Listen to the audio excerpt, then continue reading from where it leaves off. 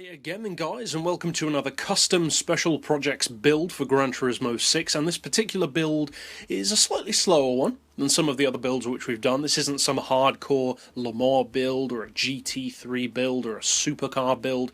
This is a much more grounded, semi-realistic build. This is another one of those builds for a vehicle which could have been real, but just didn't turn out that way. Now, I'm a huge fan of Mazda's high-performance models. We call them here in the UK, and I believe in the rest of Europe, the MPS versions. So the Mazda 6 MPS, the Mazda 3 MPS, etc. Whereas I believe elsewhere they're called the Mazdaspeed models, and they're not called the Mazda 2 and the Mazda 5, etc. They're called the Atenza and the Alexa, etc. So the names vary a little bit, but the essential concept is the same.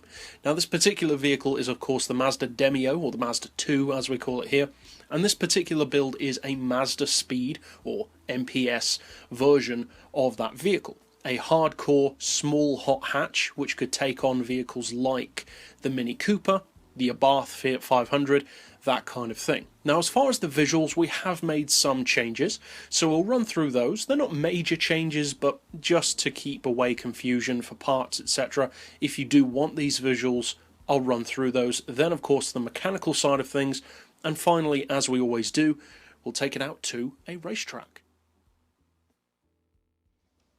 Now, first of all, for our custom parts selection, I've opted for, as you can see, the Type B body kit, which adds significantly larger side skirts and a front chin splitter as well. If you want it a little more toned back, you could go for the Type A. Personally, I prefer Type B, just go all out. As far as the flat floor, well, there isn't one. It would have been nice to have a kind of diffuser at the back, but that's just not an option. As far as the rear wing, I've opted to go for the Type A special wing. You could go for the more extreme version, but I personally don't think that suits the car. But again, it's down to personal preference. As far as the rims, I've gone for a pretty popular choice. I've gone for the largest size, but of course, again, personal preference comes into play. You may feel that those are a little too large, but I've gone for BBS RE MG rims. And then as far as the additional meters, I did opt to fit one, and it was just a boost gauge. I've selected it to have a backing colour on the dials of black, so you can't really see it at night time, but who cares really. As far as the colour of the car itself, well, obviously being a custom model, you can choose whatever colour you want to go for. In real life, Mazdaspeed models tend to be available in colours like metallic greys, metallic reds, that kind of thing, deeper, darker colours with more of a richer tone to them. So again, I wanted to keep that flavour of a Mazdaspeed or MPS model. Now, as far as the colour I opted for, it's a metallic colour, as you can see, a metallic grey, and the particular grey that I chose to go for is a grey that I've used on a number of occasions. I personally quite like it. It's called X-Power Grey, and that comes from the MG dealership, the TF160 in particular, and X-Power is a really cool line of models that they've done, in particular the MG X-Power SVR, which is an awesome MG exotic super sports car. Now, that particular colour is of course optional. You don't have to do that. I just felt that it was appropriate to the style of vehicle and to the heritage of the Mazdaspeed lineup. As far as the rims, I've left those the stock colour, and we also have stock brakes, so unless you change those, you don't need to paint those either. And I also think that the grey goes quite nicely with the carbon detailing as well. So that's it for the visuals. Now let's switch over to the mechanical side of things. Now, as far as the setup on this particular model, again, not being an actual model, there is plenty of room for variation. If you personally feel that the specs should be different, or maybe you want to have it at a different PP or power level, then of course go straight ahead and do that, because it's not a replica, and that's one of the main freedoms of having a custom tune. There's loads of room for personal variation and personal opinion. Now, as far as tyres, I've gone for Sport Softs to give it more of a road-based feel. As far as brakes, we've left those standard for the same reason. Suspension, I've just lowered a little bit to 120, because production vehicles like this aren't absolutely slammed to the floor. As far as springs, we've increased those to 425 and 225.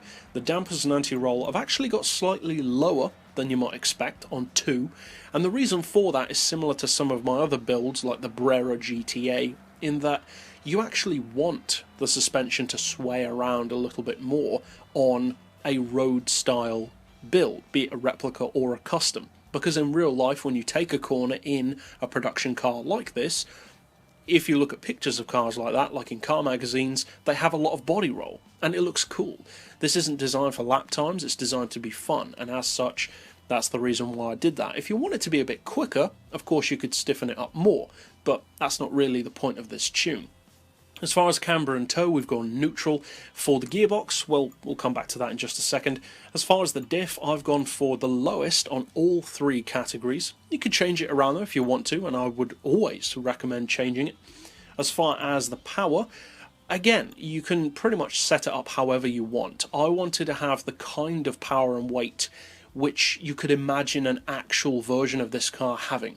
Now, the Mazda 3 MPS and the Mazda 6 MPS, or the Mazdaspeed versions, are pretty powerful cars. They're running around 250, 260 horsepower, so this being a smaller vehicle, Mazda wouldn't make it quite that powerful, but being around the 200 horsepower range would make it a pretty perfect rival for stuff like the Abarth 500 and the Mini Cooper, which was my reasoning when I built it such. As far as the particular upgrades, as you can see, I went for the sports computer, the manifold, the cat, intake tuning, and a high RPM turbo, along of course with an oil change. And as far as the weight, again, I wanted it to feel obviously better than the stock vehicle, which weighs over 1,000 kilos, but again realistic. So you're looking at 952 kilos with this particular build, which, to put that into perspective, is a similar kind of weight to something like a Fiat Panda 100 HP, which is also one of my personal favourite hot hatches. So there's ground for it to be that kind of weight. That's not unrealistic. So I've gone for the full weight loss package minus the bonnet, mainly because the production car wouldn't have bonnet pins, and I've added a 95 kilo ballast, which we've put all the way to the rear to slightly improve the weight distribution towards the back. I'm running the full downforce, but that's certainly not essential. And finally, for the gearbox, obviously it's not a top-end tune, and I wanted it to get through its gears quite quickly to feel more fun, so I've gone for an auto setting of 130, then individual gears of 2.3, 1550, 1150, 900 and 750, and as far as the final drive, you do redline around 130, 135-ish. You don't actually top out, but you start bordering on the redline at that level. So if you want it to do a bit more, maybe up to 140 or 150, I'd recommend lowering that a little more, maybe as far as 4.5 or even down as far as 4 if you wanted to. But that's it overall for the mechanical build, and as I said, there's plenty of room to customize it for your personal preference. So now let's, of course, take it out to a track.